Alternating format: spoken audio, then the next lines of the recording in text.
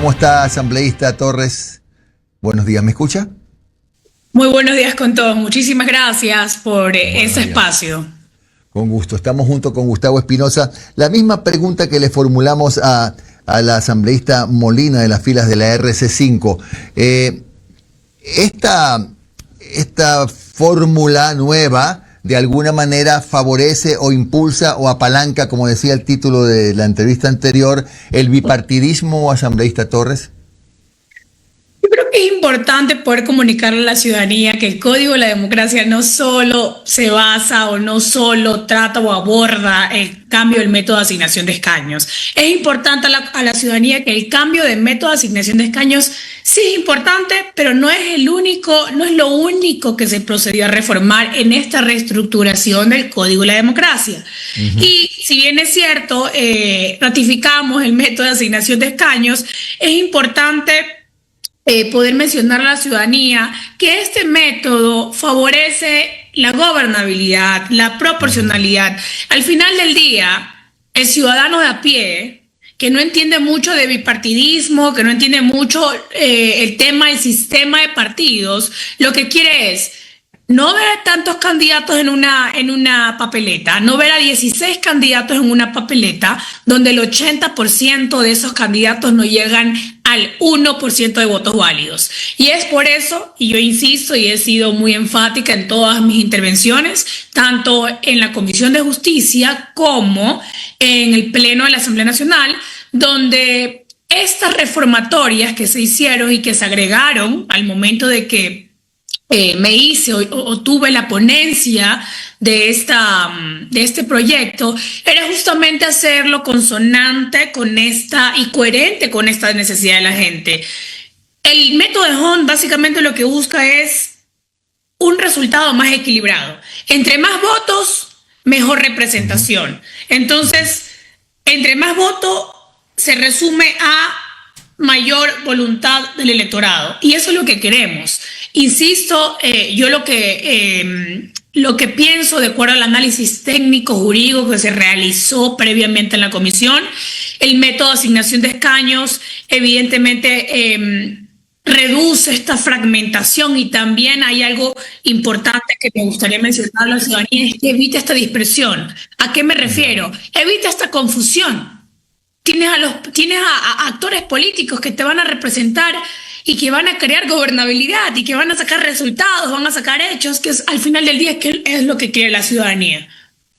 Ahora bien, aparte de esto, que es lo que más ruido y más bulla causa, es lógico, porque fue un cambio de método que usted ya ha escuchado, que voceros de otros partidos, a excepción de RC5 y ADN, han dicho que es casi que una condena a muerte. Pero bueno, es lo que opinan.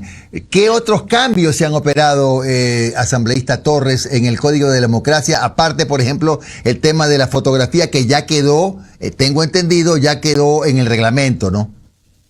Claro, a ver, lo que pasa es que es evidente que tengan miedo partidos políticos, movimientos u organizaciones que lamentablemente no han trabajado en sus bases. Porque este método de cambio de asignación de escaños, Jimmy, lo que promueve es que les toca y casi que les obliga a las organizaciones políticas a que trabajen con su militancia, a que fortalezcan su militancia. Entre más fuerte una organización política, ¿a qué me refiero más fuerte?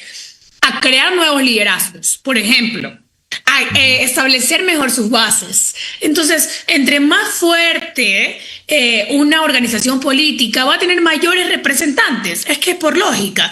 Entonces, ¿cómo vemos? ¿Por qué vemos tanta preocupación de estos partidos? Porque lamentablemente hay una desintonía entre sus bases, sus nuevos cuadros y sus actores que representan al partido o a la organización política.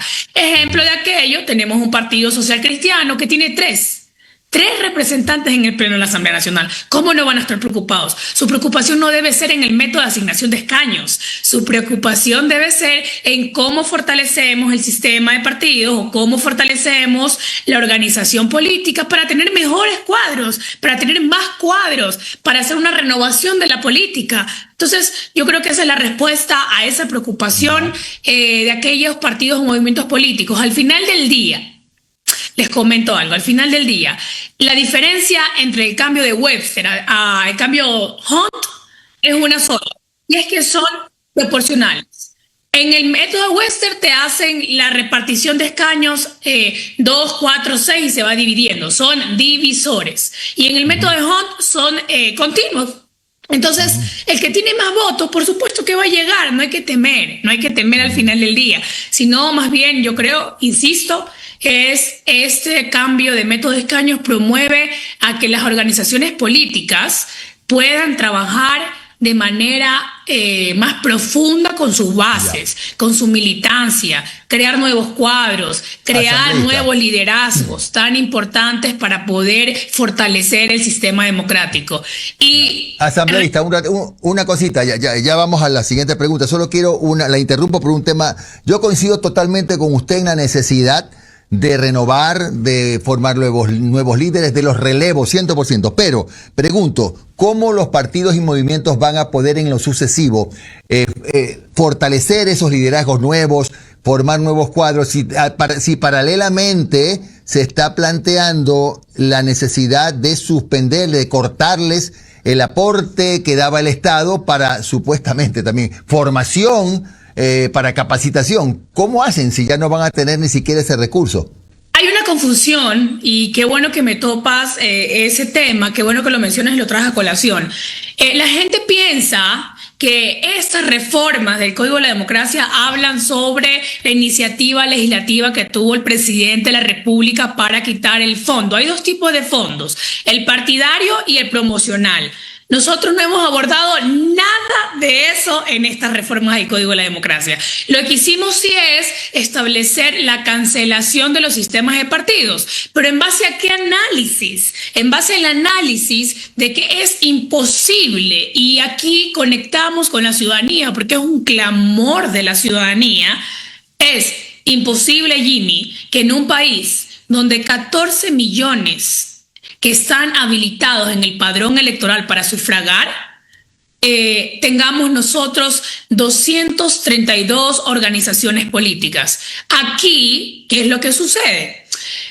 Entran estas figuras de estos partidos de alquiler, de estos partidos de papel que aparecen solo en las elecciones. Nosotros como ciudadanos a veces algunos de ellos conocemos solo cuando hay elecciones y desaparecen cuando ya terminó el escrutinio público. Entonces, lo que queremos evitar es eso, y queremos fortalecer la institucionalidad y fortalecer la democracia.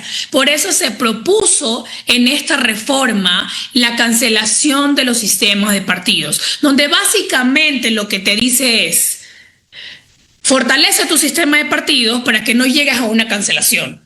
Entonces, lo que se editó, lo que se reestructuró básicamente era se aumentó el umbral, que es el mínimo de votos válidos, al 5% en una sola elección pluripersonal. ¿Qué es lo que sucedía en la práctica, Jimmy, antes? Como tenías dos oportunidades y tenías solo el 4%, entonces repetíamos el mismo patrón, ¿no? Veíamos a candidatos que no llegaban al 1%, al 2% de votos, y al final del día eso es lo que le cuesta a los ecuatorianos, eso es lo que les cuesta a los ciudadanos de a pie, que sí quieren y que sí están apostando por una democracia distinta, ¿no? Por una democracia más fortalecida. Entonces, esta cancelación de sistemas de partidos promueve a que, si los sistemas de partidos quieran tener vida jurídica y seguir registrados en el Consejo Nacional Electoral, insisto, todo esto es coherente. Tienen que trabajar en sus bases, tienen que trabajar en su organización política. No puede ser posible, Jimmy, que tengamos organizaciones políticas que al momento de las elecciones aparecen y solo es para confundir al electorado, y no tienen una representación real, y no trabajan con sus bases, y realmente no tienen un trabajo interno. Entonces, yo creo que nosotros, al pertenecer o al tener integrado un sistema de partido, ¿a qué me refiero? A que los actores políticos que quieran participar en la palestra política necesariamente te dice la ley que tienes que estar acobijado de un partido político. Por lo tanto, incluso hasta para evitar el transfugismo, como lo querían poner en el correísmo, hay que trabajar en las bases, hay que hacer cambios estructurales. Estos no son parches. Entonces, por eso es que estas reformas al Código de la Democracia que se reestructuró, esto es nuevo. Que se ratifique el método de Hunt no significa que todo el Código de la Democracia sea lo que ha propuesto la bancada del correísmo. Entonces, el relato que quieren posicionar para contaminar un trabajo que realmente ha sido arduo, pero sobre todo, insisto, ha sido técnico y jurídico. ¿Cómo está, abogada? Gustavo ¿Cómo Espinosa está? le saluda. Le envía saludos desde Los Ríos, desde Quito, el abogado Esteban Canelos desde la capital. Lucetti Quijano dice, orgullo riocense, nuestra asambleísta. Y las vistas en vivo están que se multiplican. Hay que invitarla los lunes antes de irse al aeropuerto, que pase por aquí por la cabina de Un Café con JJ. Brevemente, asambleísta Rosita Torres, el Western tampoco queda para los asambleístas nacionales. El método de Webster pasa al olvido al ser un método ineficiente, un método ineficaz para la democracia ecuatoriana. Y es por eso que ratificamos, insisto, este cambio de método de asignación de escaños, sobre todo para favorecer la gobernabilidad. Si nosotros trabajamos en reestructurar las bases o hacer estas reformas estructurales, evitamos problemas posteriores. Pero ustedes me dicen, ¿cuáles problemas posteriores? Problemas como asambleístas que se cambian de partidos porque realmente la organización política ha perdido el sentido de ideología. ¿Cuál es el fondo? ¿Cuál es el trasfondo de organización política? Es poder crear esta militancia, que compartan esta ideología y puedan en consonante trabajar por un solo propósito, conforme a la ideología política que maneja ese sistema de partidos. Pero ahora no lo vemos así. Es de Vox Populi, como incluso hay partidos que hasta te cobran por las candidaturas. Entonces eso es lo que hay en la práctica, y nosotros lo que hemos visto, esos puntos neurálgicos que hemos presenciado, que hemos identificado, que hemos escuchado también, lo hemos trasladado a la norma. Yo me acuerdo que una de mis primeras intervenciones, de hecho siempre lo menciono, y yo soy muy enfática de poder reestructurar y poder reformar conforme a una realidad social. Porque ¿qué es lo que sucede? A veces las normas no son ejecutables, y ahí es cuando uno dice son normas de papel. La idea es crear una normativa que sea consonante a la necesidad de la gente.